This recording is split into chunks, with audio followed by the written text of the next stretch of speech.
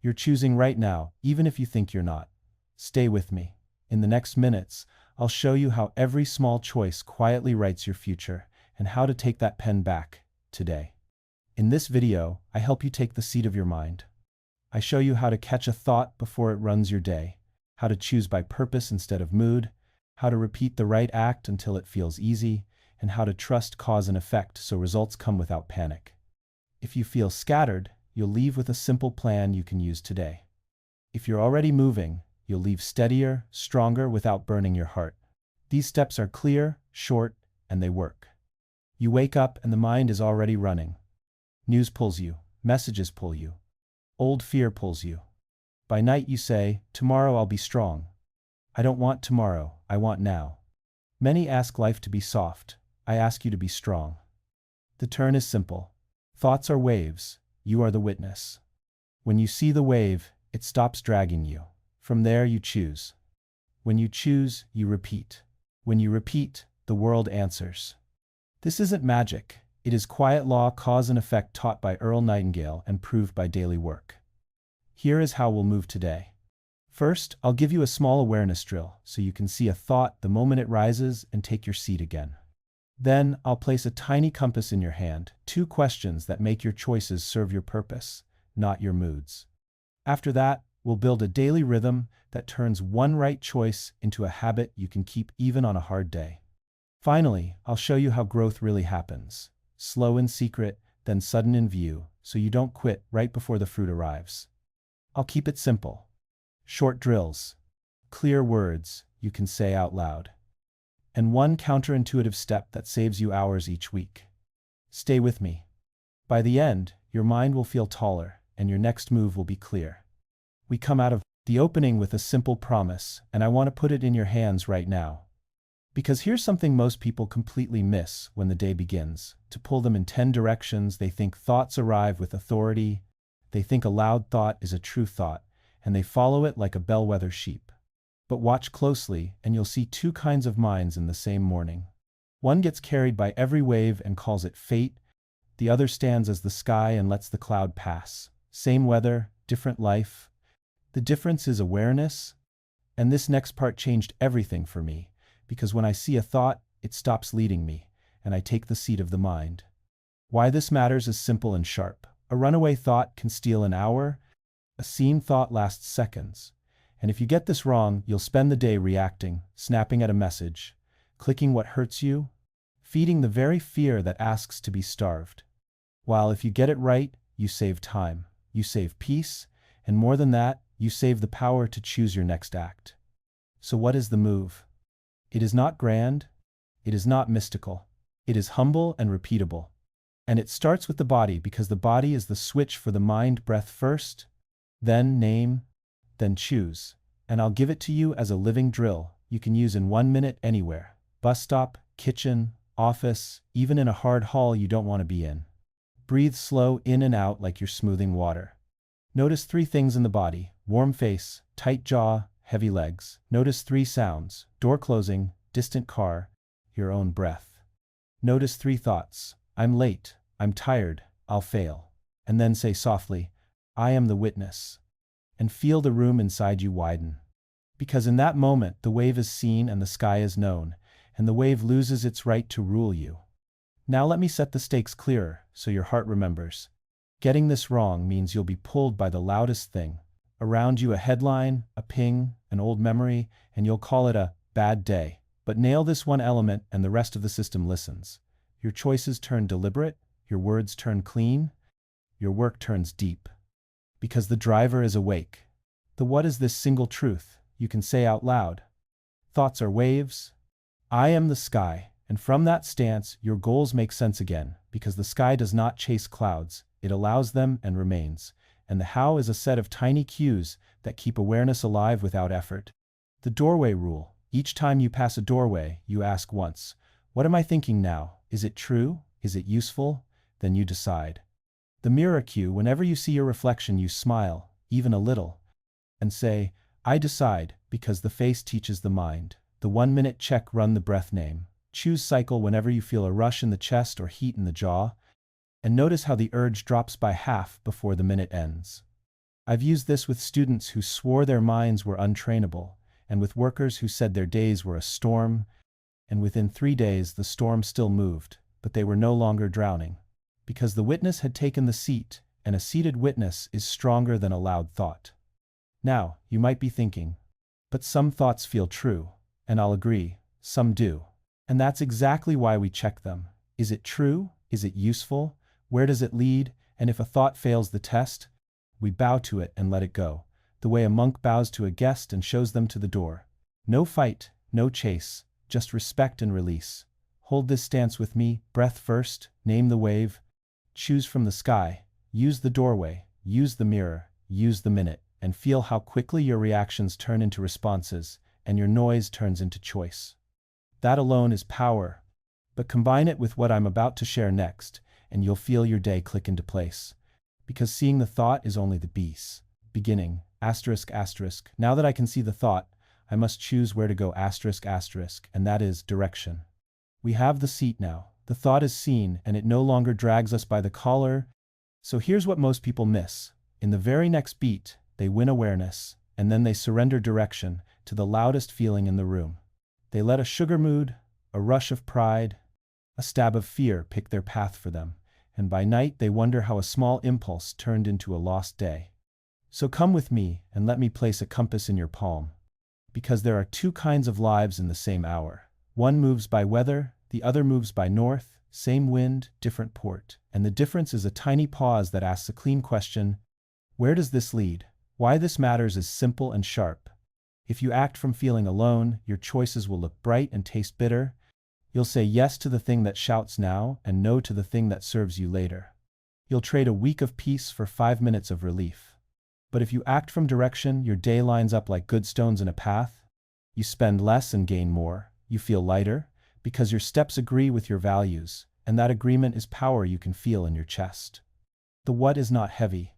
It is a small rule I keep in my pocket and use 10 times a day. I act by purpose, not by mood, and I make the purpose plain so a child could understand it. I write 3 words on a small card and carry them like a talisman. Truth, service, health, or whatever your true words are. And when a choice appears, before a click, a bite, a reply, I run the 2-question pause. What do I want here? Where does this lead in 1 week? And if the answer bends away from my 3 words, I let the mood pass, and I do the next right small step in the direction of those words. This is not punishment. It is mercy for my future self, and it is faster than regret. The how is a simple set of moves that make this automatic when the day gets loud. First, the if-then map that I teach to every busy soul. If I feel rush in the body, then I slow 1 breath and ask the 2 questions. That single breath turns a stampede into a line. Second, the compass card itself. Tangible, not digital, because the hand touching the card helps the heart remember north. Third, the 1-minute rehearsal in the morning, where I picture a likely test, an angry message, a tray of sweets, a tempting scroll, and I watch myself pause, ask, and choose. It takes 60 seconds and buys me hours. Let me show you a small story so you trust the force of this. A young manager wrote to me that she kept sending sharp emails at noon and spending the afternoon repairing them. We added the 2-question pause above her keyboard. What do I want? Where does this lead? And we put her 3 words on a sticky note beside the screen.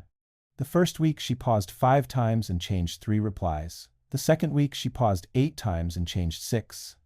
By the 3rd week, her team had fewer fires, and her evenings were quiet again, not because the world softened, because her direction steadied and her words began to match it. You might be thinking this sounds slow, but slowness is speed when it saves you from a day of cleanup. And you might say, what if I don't know my long path yet? And I will say gently, you don't need a 10-year map to choose a clean next step. If the path is unclear, you still know your 3 words. Let them pick the next inch. Send the calm reply, drink the water, tell the truth, help 1 person. Then take the next inch after that. Inches become yards, and yards become years, and that is how lives turn. Hold this with me now. Feel the breath. Touch the card. Ask the 2 questions. What do I want? Where does this lead? And watch how the heat drops and the path appears. That alone is strong, but we are not finished, because 1 right choice is a spark, and a spark must meet tinder again and again to become a steady flame. Direction is chosen, but one right choice is not enough. We must repeat it until it becomes easy. And that is the work of consistency. We have a compass now, and the path points true. But here is what most people completely miss at this stage. They make one clean choice and then wait for lightning to strike again. They treat progress like a miracle instead of a rhythm, and by the end of the week, they have 7 sparks and no fire. So come with me and feel the quiet engine that moves great lives, because there are 2 kinds of workers in the same month. One runs in bursts and spends the gaps apologizing to themselves. The other shows up like sunrise, small, steady, sure, and the difference is not talent, the difference is consistency. And this next part changed everything for me. Why this matters is simple and sharp. If you rely on mood, you will stall whenever the wind shifts. You will call yourself lazy when you are only untrained. And you will throw away days waiting for a perfect feeling that never stays. But if you rely on rhythm, you build a floor under your life, a place you can stand even on a dark morning, and the floor becomes strength you can feel in your bones. The what is plain. I set a daily floor so small I can keep it on my worst day, and I honor it like I honor breath. For work, it is a daily capsule. Close the door, put the device away, choose one clear task, start a short bell for 5 minutes, and stack bells until I touch 30. If I hit 30, I draw one mark on paper, an honest X, and I keep a simple rule that has saved many souls: don't break the chain. If life breaks one day, I do not let it break 2. I return at once and earn the next X. The how is kinder than you think, because it includes rest as duty. Yes, duty, since a worker who never rests will not last. So I sleep on time, I drink water, I walk in the light, I stretch like a bow that wants to be true, and on heavy days I shrink the floor to a minimum viable habit: 2 minutes, 3 breaths, 1 paragraph, 10 push-ups, and I still count it, because the point is to keep the rhythm alive, not to impress myself with a show. Let me put a small story in your hand so you trust this. A friend used to sprint on Monday and vanish by Wednesday. He thought he lacked will. We gave him the daily capsule and the paper chain. Week 1, he had 4 X's and felt shy. Week 2, he had 6 and felt calm. By week 4, he looked at the wall of marks and said softly, "I keep my word." His results grew, yes, but the deeper gift was that new voice in his chest. And when grief came 1 month, he did 5 minutes and kept the line alive. And that is what a floor is for, to carry you when your pride cannot. You might be thinking, this is too slow, but slow is fast when it does not stop. And quick is slow when it collapses and must begin again each month. And you might say, what if I could do more today? Good, do more and smile, then return to the floor tomorrow. Don't raise the floor because of one proud day. Build a life your weakest self can keep. That is wisdom. Now tie this back to what we have learned. Awareness sees the thought. Direction chooses the next right inch. Consistency repeats that inch until the path appears under your feet, like a road that loves you. And when you repeat the right choice long enough, something quiet begins, growth that looks sudden to others and inevitable to you.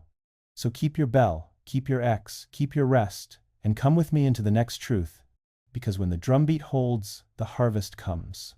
We have rhythm now and the line of honest marks on paper. So let me show you the quiet law that carries all true work to fruit, even when no one is watching. Because here is what most people miss when they are close to a breakthrough. They keep staring at the empty field and they say nothing is happening. And they pull up the seed each morning to check the roots. And the seed dies from so much worry. So come with me and feel how life really moves.